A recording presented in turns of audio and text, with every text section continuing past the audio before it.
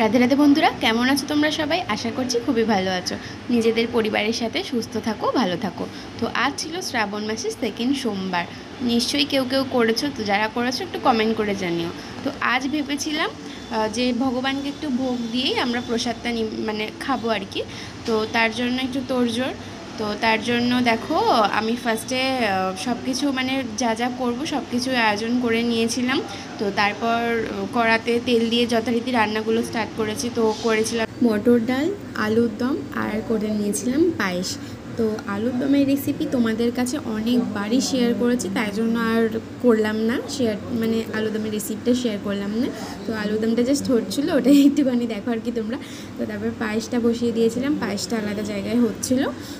তো পায়েসটা বসিয়ে দেওয়ার সময় দেখো ভালো করে নেড়ে নিয়েছিলাম যাতে না মানে পায়েসটা নিচে বসে যায়। তারপর করেছিলাম পরোটা করে নেওয়ার পর লুচিও করবো। তো আরেকটা কথা তোমাদেরকে স্কিপ করে গেছি, মানে বলতে ভুলে গেলাম আর কি।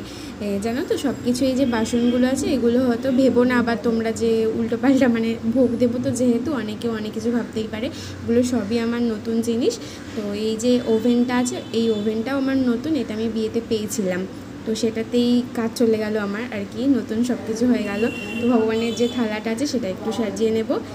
দিয়ে দিয়েছিলাম আলুর দমের বাটি, ছোলা ডালের বাটি, আর পায়েস আর লুচি পরোটা যে দুটোই করেছিলাম সেই দুটোই দিয়ে দিয়েছি। আর উপর থেকে তুলসী পাতা ছড়িয়ে দেবো। জানো তো ভোগটা করার আগে আমার মানে যে তোমাদের দাদাভাই আছে, দাদাভাই বললো যে চলো আজকে বরং ঠাকুরকে ভোগ দিই, মানে ভগবানকে ভোগ দিয়েই আজকে খাবো। তো তাই জন্য সেই আয়োজনটাই করেছি, ওর কথা ভেবেই ও বলেছে বলে তাই জন্য আরও বেশি করে মানে মন থেকে আর কি ইচ্ছা হলো। তো এখানে মানে যারা আছেন আমার থেকে অনেক বয়স্ক আছে বা আমার থেকে অনেক ছোটো আছে, যারা অনেকেও অনেক কিছু জানে, আমি হয়তো অতটাও কিছু জানি না। তো আমার মন থেকে যেটা চেয়েছে আমি সেরকমভাবেই ভগবানকে ভোগ নিবেদন করেছি। তো দেখো ভোগ দেওয়ার পর একটু আরতি করতে হয় সেটা আমি একটু জানি, মানে আরতিটা করেছি, জাস্ট আরতিটা করতে হয় এটা আমি জানি। তো তার জন্য করে নিয়েছি, আরতি করে নিয়ে ভালো করে নমস্কার করে নিয়েছি। তারপরে কিছুক্ষণের জন্য দরজা বন্ধ করে একটু রেখে দিতে হয় যাতে মানে ভগবান একটু আর কি দৃষ্টি দেয়। আমরা খেয়ে নিলাম ভোগ প্রসাদ হিসাবে। তো ভিডিওটা ভালো লাগলে লাইক, কমেন্ট অ্যান্ড শেয়ার আর সাবস্ক্রাইব করো। তো টাটা।